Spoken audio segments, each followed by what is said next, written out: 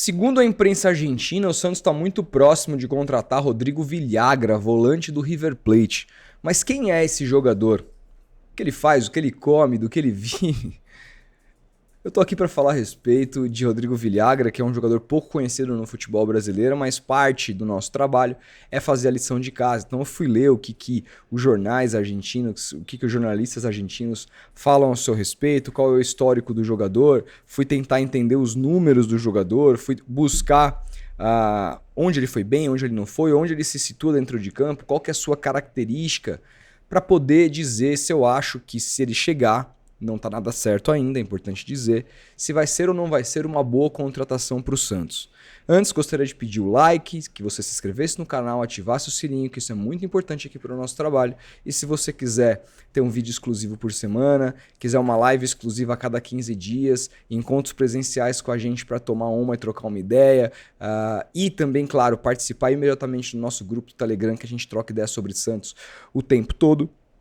Aliás, esse vídeo está indo exclusivo primeiro para os nossos membros aqui, ele vai sair para o público geral depois. Então, se você é membro, está assistindo esse vídeo antes.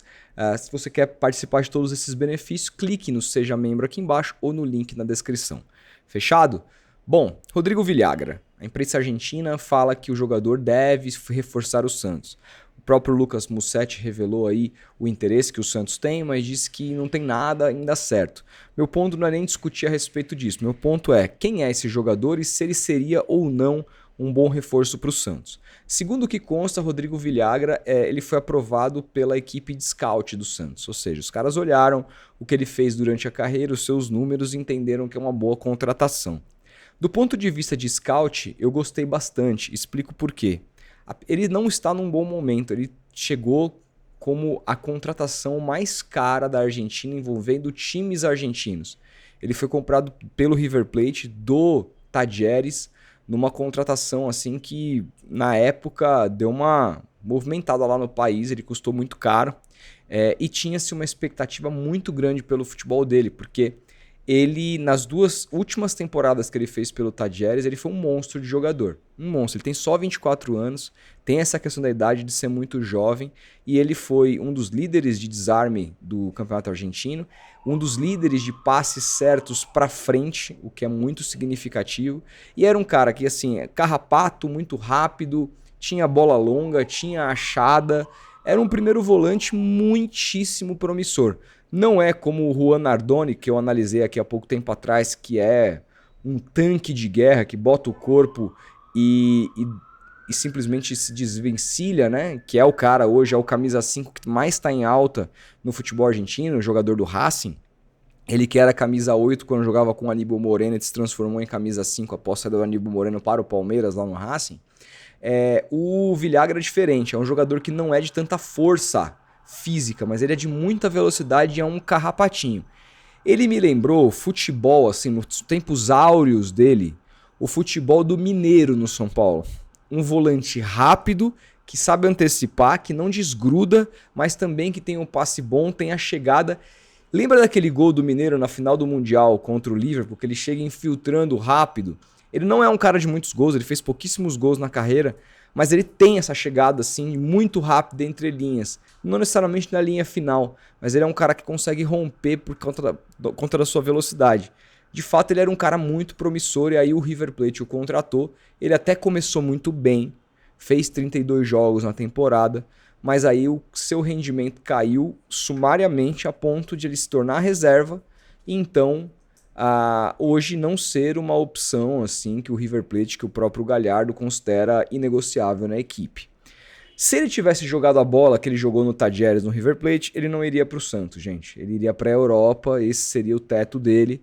Então é uma oportunidade de mercado. É um jogador que não vem na sua melhor versão, mas que por conta disso, justamente, que ele tem condição em mercado de vir para o Brasil. Porque senão ele ficaria muito caro, dado o fato que ele já foi a negociação mais cara entre argentinos na história.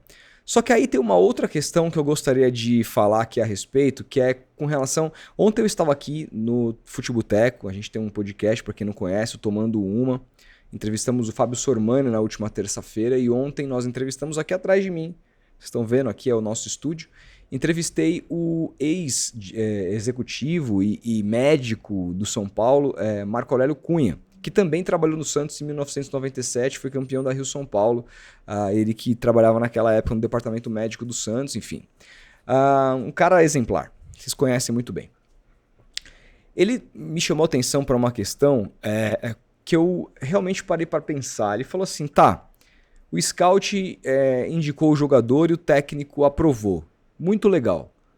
Viu que o jogador tem potencial, que o jogador pode entregar isso e aquilo outro do ponto de vista esportivo. Mas sabe quem que é o jogador? Sabe como está a cabeça dele? Sabe as dificuldades que ele está passando? Onde que ele mora? Quem é a família dele? Se ele tem filho, se ele não tem? Eu acho, gente, que a gente está se esquecendo um pouco de olhar para o lado humano ao fazer contratações. E aqui está um caso claro de um jogador que tinha muito potencial e quando pintou num clube do tamanho do River Plate, porque jogar no Talleres é uma coisa, né? Jogar no Talleres e ele já tinha aparecido no Rosário Central, ele foi revelado pelo Rosário Central. Em 2021, por exemplo, ele tinha feito 29 partidas, né? Pelo Rosário Central e aí ele foi transferido pelo Talleres. Aí ele fez 22 partidas pelo Talleres e em 2022 ele fez 53 jogos pelo Talleres, em 2023 ele fez 43 jogos pelo Talleres.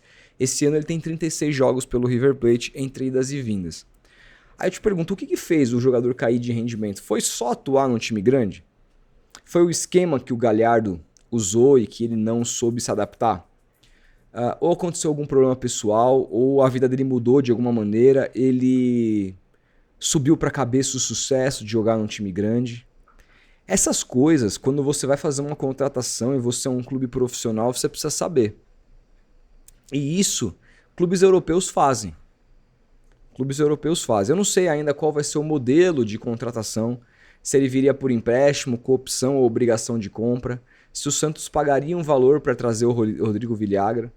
Eu não sei ainda qual que é o modelo de negócio, mas fato é que independentemente do modelo, é importante que o Santos entenda a situação humana hoje que envolve o jogador, porque não é normal um cara que apareceu e nos vídeos que você vê do Talleres é um espetáculo ele jogando, para ser um cara descartável no River Plate. Que assim, gente, o River Plate tem muito dinheiro, mas não é a última maravilha do mundo. Os times argentinos, inclusive o River, tem apanhado para times brasileiros médios aqui. O Atlético Mineiro, ano passado, no Campeonato Brasileiro, nem se classificou para Libertadores. Foi uma temporada medíocre com o Gabriel Milito. E o River Plate foi espancado pelo Atlético Mineiro. Foi espancado naquela semifinal de Libertadores. Então assim, para ele não conseguir jogar no River Plate, ter caído tanto de rendimento, o que aconteceu? O que isso envolve a mais? Eu acho que a gente está muito preso, principalmente a contratações que vêm de fora, a só o scout, a só o que o jogador pode me entregar, o que ele não pode entregar. O cara nunca jogou fora do país dele, né? Ele jogou no Rosário, aí vai pro Talleres, aí vai pro River Plate. Lógico que tá no Brasil aqui do lado, não é nossa, como se o cara fosse pra Eslovênia. A gente sabe disso, a adaptação vai ser mais fácil. Mas ainda assim, qual que vai ser quem que ele vai trazer junto com ele?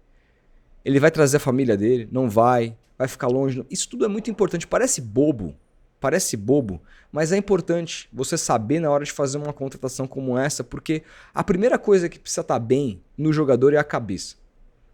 A gente aqui critica o Pituca, fala que ele não tem condições, etc e tal. Fiz um vídeo falando muito sobre a questão do posicionamento dele, que eu mantenho.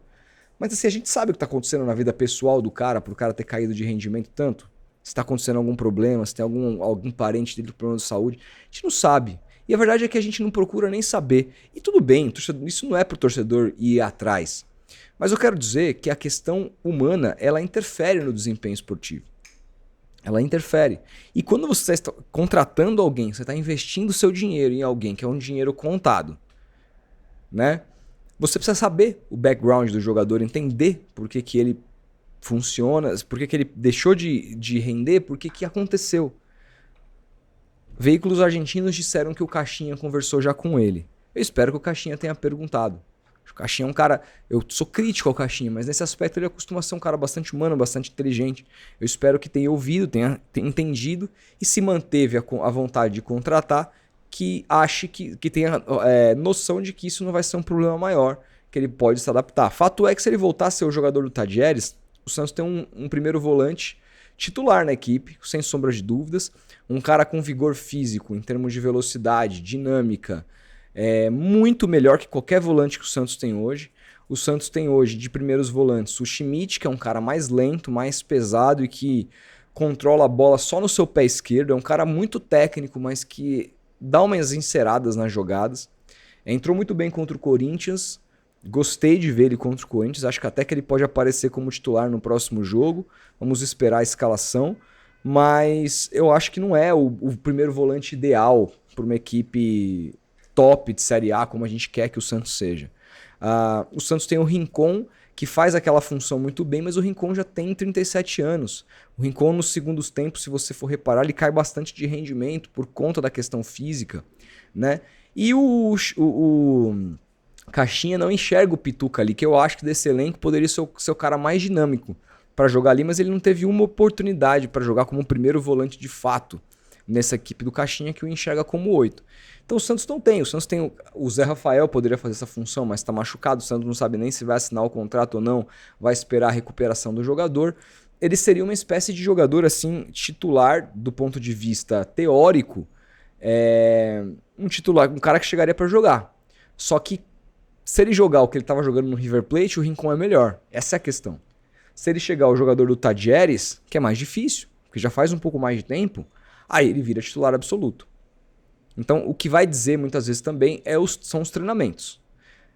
Eu só acho que é um jogador típico para você conseguir uma contratação de opção de compra.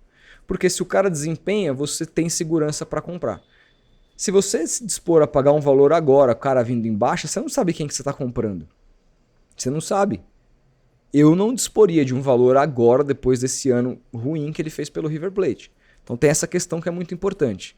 É um cara também que tem um passe longo, um cara que tem um passe entre linhas, um passe para frente, um cara que se apresenta para jogar. Gosto muito. E agora, precisamos ver, precisamos esperar, né? E envolve, como eu falei, envolve muitos aspectos essa contratação, não só a questão do scout. Fato é que é um jogador jovem, um jogador que, se for muito bem no Santos, o Santos ainda vai ter uma possibilidade de fazer uma venda, se não para o mercado europeu, de repente para o mercado árabe, para o mercado asiático, a gente não sabe, mas é um jogador que tem, como ele é muito jovem, se ele fizer uma temporada boa no Santos, ele ainda tem potencial do Santos arrumar uma grana com ele. Eu acho que é uma aposta válida, mas eu faço todas essas ressalvas aqui. O que você pensa? Você acha que não tem ninguém no futebol brasileiro que poderia ser um primeiro volante mais confiável? Ademir Quintino deu a informação que o Santos estaria interessado pelo volante Wallace do Cruzeiro, que foi para mim a maior decepção de 2024. E tem sido de 2025 também no futebol brasileiro. Eu sempre gostei muito do Wallace.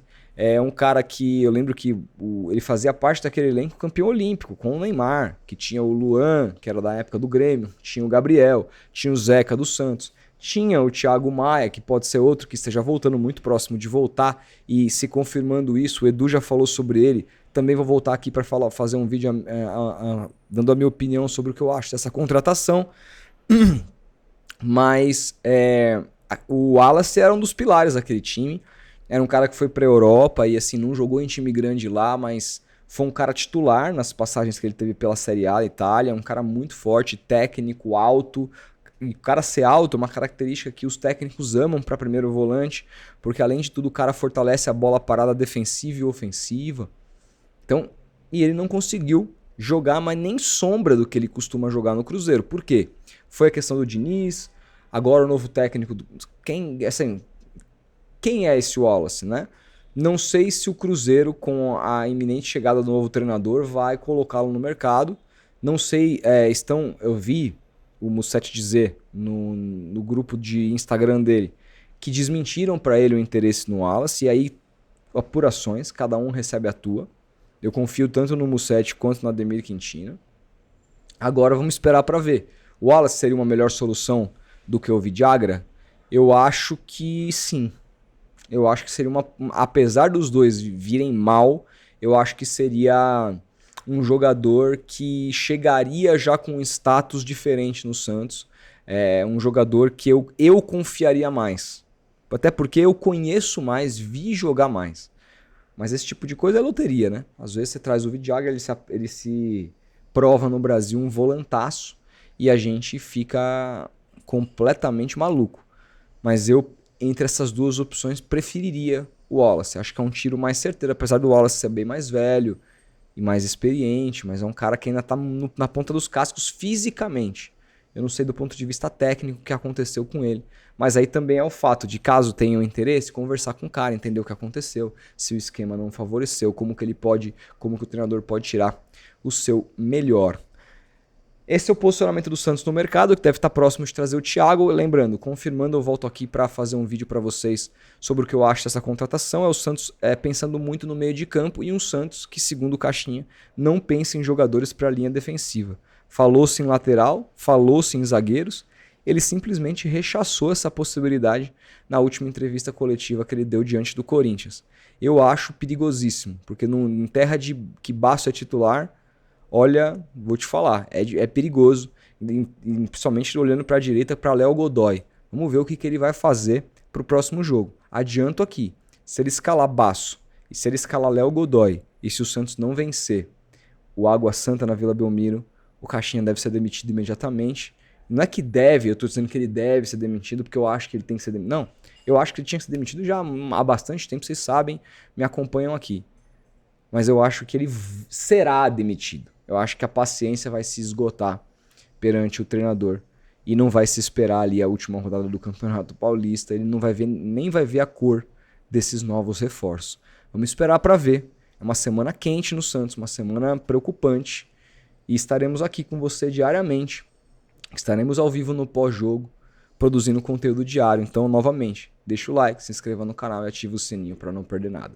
Um grande abraço e até o próximo vídeo.